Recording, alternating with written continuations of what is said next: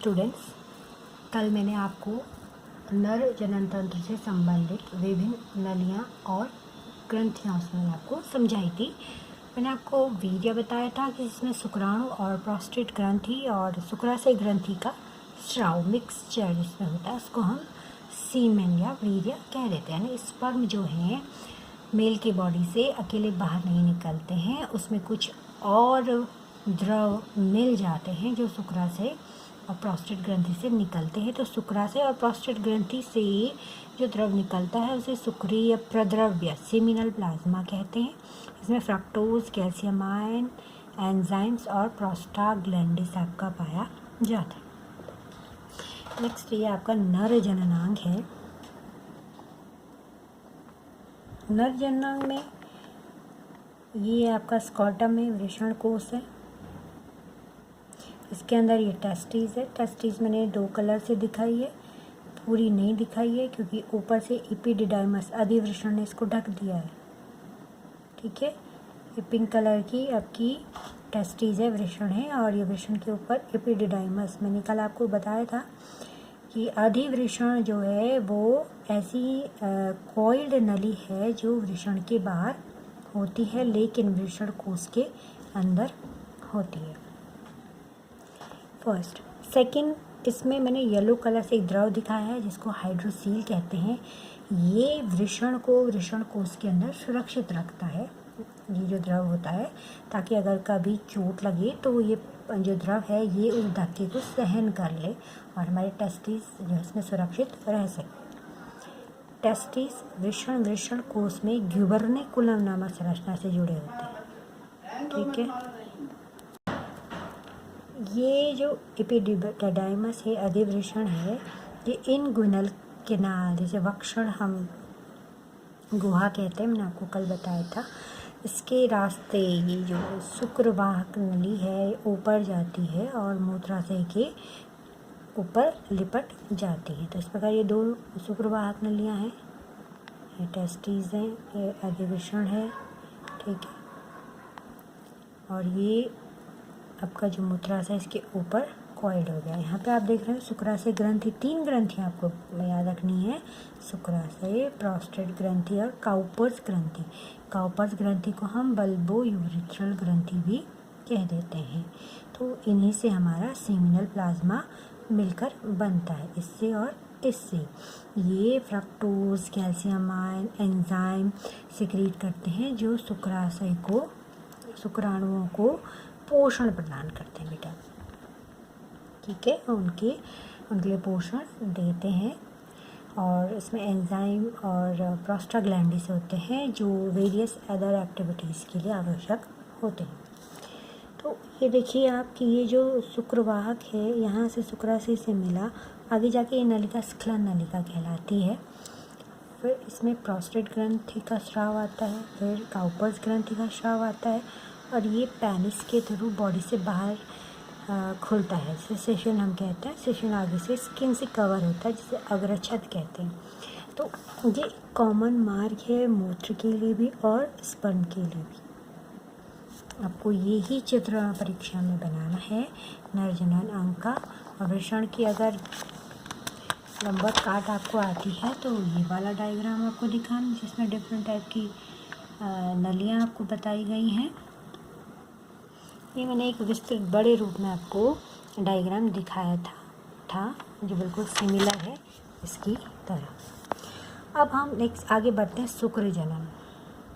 शुक्र जनन कहाँ होता है? कल मैंने आपको बताया था शुक्र जनन होता है शुक्र जनन नलिकाओं में, जो कहाँ होती हैं? टेस्टिस के अंदर होती हैं। ये मैंने शुक्र जनन नलिका आपको बताई थी। टेस्टिस में शुक्र जनन नलिका है, दिस वन। ठीक है, इनके अंदर जेनेनिक एपिथेलियम होती है। जेनेनिक एपिथेलियम मीन्स ऐसी एपिथेलियम जो जनन कोशिकाओं की तरह काम करती है। जनन कोशिकाओं की तरह काम करने वाली कोशिकाएं अदर कोशिकाओं से कैसे अलग होती हैं? इनमें अर्धसूत्री विभाजन होता है। अर्धसूत्री विभाजन यानी कि इनमें जो द्विगुणित कोशिका है वो अगुणित कोशिका बनाएगी। तो नेक्स्ट हमारा टॉपिक है शुक्र जनन। शुक्र, शुक्राणु नहीं है, शुक्र जनन, और इसको इंग्लिश में कहते हैं स्पर्मेटोजेनेसिस। जेनेसिस में जनन, स्पर्मेटो। ठीक, स्पर्मेटोजेनेसिस समझाने से पहले मैं आपको एक आरेखीय चित्रण दिखाना चाहती हूँ। ये आप देखिए, ये द्विगुणित हमारे पास शुक्राणु मातृ कोशिका है। इनसे प्राथमिक शुक्राणु कोशिका बनती है। इनमें अर्धसूत्रीय विभाजन से 2 सेल बनती हैं। फिर इनमें अर्धसूत्रीय विभाजन की सेकंड फेज होती है, 4 सेल्स बनती हैं और इनसे शुक्राणु बनते हैं। कल मैंने जब आपको शुक्र जनन नलिका बताई थी तो मैंने आपको इसमें एक बात बताई थी कि ये जो जनन एपिथेलियम है ये 2 प्रकार की सेल से बना होता है। एक होती है 2 प्रकार की सेल बनाती हैं, एक होती है स्पर्मेटोगोनिया, ठीक, एक होती है सर्टोली सेल। स्पर्मेटोगोनिया का हिंदी में अर्थ होता है शुक्राणु मातृ कोशिका। इसका मीनिंग क्या होता है? शुक्राणु मातृ कोशिका। तो ये शुक्राणु मातृ कोशिकाओं में विभाजन लगातार होता रहता है और अपनी संख्या ये काफ़ी बढ़ा लेते हैं। तो मैंने जैसे आपको यहाँ पे लिखा है कि वृषण में स्थित शुक्र जनन नलिका में शुक्र जनन होता है। शुक्र जनन जनक की सतह जननिक एपिथेलियम की बनी होती है और यह द्विगुणित होती है। ठीक है, ये जो एपिथेलियम है दिस वन, ये द्विगुणित होता है, यानी इनमें नंबर ऑफ गुणसूत्र 2n होते हैं। ठीक है, इन्हें जनन एपिथेलियम कहते हैं। तो आपको एक एक नाम क्लियर होना चाहिए। शुक्र जनक नलिकाएं, सेमिनिफेरस ट्यूब्यूल्स, इसकी आंतरिक सतह पर जनन एपिथेलियम होती है। जनन एपिथेलियम की कुछ कोशिकाएं विभाजित होकर शुक्राणु मातृ कोशिका या स्पर्मेटोगोनियम बनाती हैं। इसकी कोशिकाएं क्या होती हैं? थोड़ा सा स्पेशलाइज्ड हो जाती हैं और क्या बनाती हैं? कल बताया था आपको रेड कलर से जो दिखाई है, स्पर्मेटोगोनिया। ये बहुवचन है, सिंगुलर होगा तो स्पर्मेटोगोनियम। हिंदी में शुक्राणु मातृ कोशिकाएं, मातृ मतलब मदर सेल्स, मदर सेल्स में इसमें डिवीजन होना है। तो शुक्राणु जनन की जो प्रक्रिया है ये लगातार होती है फीमेल के इतर, यानी फीमेल में ऐसा नहीं होता है, इसको हम बाद में डिस्कस करेंगे। लेकिन शुक्राणुओं का जनन एक निरंतर चलने वाली प्रक्रिया है। 2 भागों में इसका हम बांटते हैं इसको। पहला होता है शुक्राणु प्रसूव, इंग्लिश में कहते हैं स्पर्मेटिड का निर्माण, और दूसरा होता है शुक्राणु जनन। शुक्राणु जनन यानी स्पर्मेटिड से स्पर्म का बनना, और इसको हम स्पर्मियोजेनेसिस कहते हैं। तो हम इसको जो हमारी पहली अवस्था है स्पर्मेटिड, इसे 3 फेजेस में हम बांटते हैं। गुणन प्रावस्था, जब जर्मिनल एपिथेलियम से, ठीक है, गुणन मतलब गुणा होना, गुणा मतलब किसी चीज़ को गुणा करते हैं तो उसकी संख्या बढ़ती है। तो गुणन प्रावस्था में क्या होता है? ये जो स्पर्मेटोगोनी है इनकी संख्या बढ़ती जाती है, यानी जननिक एपिथेलियम से बहुत सारी क्या बनती हैं? स्पर्मेटोगोनिया बनती है। इसको हम गुणन अवस्था कहते हैं। उसके बाद नेक्स्ट हमारी आती है वृद्धि अवस्था। वृद्धि अवस्था में हमारी जो स्पर्मेटोगोनिया होती है उसमें से कुछ स्पर्मेटोगोनिया, सब नहीं, कुछ स्पर्मेटोगोनिया बड़ी हो जाती हैं। बड़ी हो जाती इन द सेंस उसमें जीव द्रव्य की मात्रा बढ़ जाती है, उसका केंद्रक बड़ा हो जाता है। क्यों? क्योंकि उसमें विभाजन होना है। तो उनको अब हम स्पर्मेटोगोनिया या शुक्राणु मातृ कोशिका ना कह करके प्राथमिक शुक्राणु कोशिका या प्राइमरी स्पर्मेटोसाइट्स कह देते हैं। ठीक है, मैंने दिखाया आपको। देखिए, ये गुणन अवस्था में बहुत सी शुक्राणु मातृ कोशिकाएं बनी, एन लिखा, एन मतलब मल्टीपल, बहुत सारी, उनमें से कोई एक दिखाई मैंने आपको, ये बड़ी हो गई है, वृद्धि प्रावस्था। अब देखिए मैंने यहाँ लिखा है प्राइमरी स्पर्मेटोसाइट्स में द्वितीयक शुक्राणु कोशिकाएं बन रही हैं इससे, क्योंकि इसमें अर्धसूत्री विभाजन हो रहा है। अब आप जानते हैं अर्धसूत्री विभाजन में 1 सेल से 4 सेल बनती हैं और विभाजन 2 चरणों में होता है। पहले चरण में रिडक्शनल डिवीजन होता है, विषम सूत्र यानी गुणसूत्र की संख्या आधी हो जाती है, और दूसरे डिवीजन में गुणसूत्र की संख्या समान रहती है। तो इसमें जब विभाजन होता है तो दो सेल्स बनती हैं जिन्हें हम द्वितीय शुक्राणु कोशिकाएं या सेकेंडरी स्पर्मेटोसाइट्स कहते हैं। देखिए इसमें गुणसूत्र संख्या 2n है और इनमें n। फिर इनमें सेकेंड फेज का सूत्री विभाजन होता है और 4 सेल्स बनती हैं हैप्लॉइड, इन्हें हम शुक्राणु प्रसू या स्पर्मेटिड कह देते हैं। शुक्राणु प्रसू या स्पर्मेटिड कह देते हैं। ये स्पर्मेटिड नॉन मोटाइल है, यानी चल नहीं सकता है। ठीक है, तो यहाँ पे 3 अवस्था है। पहली है गुणन प्रावस्था, वृद्धीय प्रावस्था और परिपक्वन प्रावस्था। अब ये जो शुक्राणु प्रसू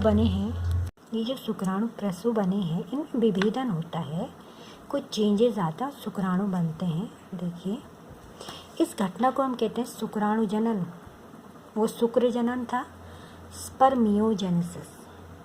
ठीक है, यानी देखिए आप शुक्र जनन को हम 2 भागों में बांटते हैं। एक होता है स्पर्मियोजेनेसिस, शुक्राणु प्रसू यानी अचल संरचना का चल संरचना, चल में गतिमान शुक्राणु में बदलना, उसको हम कहते हैं स्पर्मियोजेनेसिस। और ये प्राथमिक शुक्राणु कोशिकाएं से शुक्राणु प्रसू तक बनना, इसको हम कहते हैं स्पर्मेटोसाइटोजेनेसिस। और ये दोनों मिलाकर शुक्र जनन कहलाते हैं, स्पर्मेटोजेनेसिस। टर्म पे ध्यान दीजिए, टर्मिनोलॉजी पे ध्यान दीजिए, इंग्लिश हिंदी दोनों में इनको याद कीजिए। शुक्र जनन स्पर्मेटोजेनेसिस 2 घटनाओं में होता है, स्पर्मियोजेनेसिस और स्पर्मेटोसाइटोजेनेसिस। ये मैंने एक आरेखीय चित्र बनाया, इसके ऊपर मैंने लिखा हुआ है कि यौवनावस्था के आरंभ में, जैसे आप जानते हो कि बॉयज़ में प्यूबर्टी जो है 13 से 15 साल के बीच में स्टार्ट होती है।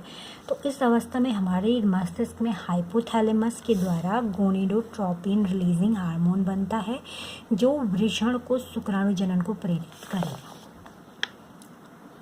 मैं इसका एक पूरा फ्लो चार्ट आपको दूंगी। ये आपको पूछा जाता है परीक्षा में, कौन कौन से हार्मोन इन्वॉल्व होते हैं। तो मेन जो हार्मोन है वो हाइपोथैलेमस से गोनाडोट्रोपिन रिलीजिंग हार्मोन। ये हार्मोन जितनी जल्दी बनना शुरू होगा उतनी जल्दी शुक्राणु बनने स्टार्ट होंगे। मैं थोड़ा सा आपको ये वाली कंडीशन एक्सप्लेन करना चाहती हूँ, शुक्राणु प्रसू का शुक्राणु में बदलना, स्पर्मियोजेनेसिस मैंने यहाँ पे बनाया है, स्पर्मियोजेनेसिस। देखिए जो शुक्राणु प्रसू है स्पर्मेटिड, ये गोल संरचना है। इसमें ये आपका केंद्रक है, ये गोल्जी बॉडी है, ये एक्रोजोम है, ये केंद्रक है, ये गोल्जी बॉडी है, और ये आपकी जो है लाइसोसोम है। मैं लिख देती हूँ उनको, लाइसोसोम, जिनको हम आत्मघाती थैली कहते हैं। और मैंने आपको ये 11th में बताया है कि गोल्जी बॉडी से टूट कर ही लाइसोसोम बनते हैं, जिनमें एंजाइम भरे होते हैं। ये आपका माइटोकॉन्ड्रिया है और इसमें अदर स्ट्रक्चर भी होंगे, इसको हम स्पर्मेटिड कहते हैं, अचल संरचना। इसमें चेंज होता है, चेंज होने के बाद देखिए आप, ये जो गोल्जी बॉडी थी इसने एक्रोजोम बनाया। ये शीर्ष भाग है इसका, यहाँ से लेके यहाँ तक, ध्यान से देखिए, यहाँ से लेके यहाँ तक एक्रोजोम ऊपर का भाग है। और ये किससे बना है? गोल्जी बॉडी से बना है। ठीक है, ये बना गोल्जी बॉडी से है और ये काम करता है लाइसोसोम की तरह, आत्मघाती थैली की तरह। इसमें एक द्रव भरा होता है, एक केमिकल भरा होता है जिसे स्पर्मलाइसिन कहते हैं। इसका यूज़ मैं आपको फर्टिलाइजेशन में पढ़ाऊंगी। आपको याद रखना है कि इसके शीर्ष में 2 भाग हैं, ऊपरी भाग एक्रोजोम से बना है और नीचे वाले भाग में केंद्रक है, और केंद्रक का कोशिका द्रव इसमें है। ऊपरी भाग एक्रोजोम है जो किससे बना है? गोल्जी बॉडी से बना है, गोल्जी उपकरण से बना है। और ये किसकी तरह काम करता है? आत्मघाती थैली, लाइसोसोम की तरह काम करता है। इसमें स्पर्मलाइसिन भरा होता है। बीच में इसकी आपको ये नेक दिख रही है, ठीक है, गर्दन में आपको 2 सेंट्रियोल ऊपर और 2 सेंट्रियोल नीचे दिख रहे हैं। तारकाई, 2 तारकाई ऊपर, 2 तारकाई नीचे। निचले तारकाई से ये फ्लैजिलम निकलते हैं, अक्षीय तंतु जो पूंछ बनाते हैं। ठीक है, और इसके अलावा इस पूंछ में बेटा माइटोकॉन्ड्रिया भी होते हैं जो स्पाइरल रूप से अरेंज होते हैं। ये मैंने बना के दिखाया आपको, ये देखिए स्पाइरल। ठीक है, स्पाइरल यानी घुमावदार रूप से, कैसे? इस तरीके से घुमावदार रूप से माइटोकॉन्ड्रिया में अरेंज होता है। ठीक है, तो इसमें लिखा है मैंने सेंट्रियोल, अक्षीय तंतु, माइटोकॉन्ड्रिया, और ये शुक्राणु में बदल जाता है, जो एक मोटाइल संरचना है, गतिशील संरचना है, और यही आपका स्पर्म का डायग्राम भी है। आज के लिए इतना ही, इससे आगे मैं आपको कल बताऊंगी। इसको आप बहुत केयरफुली पढ़िए, जो समझ नहीं आता वो मुझे पूछिए, नोट्स मैं आपको भेज रही हूँ। Thank you.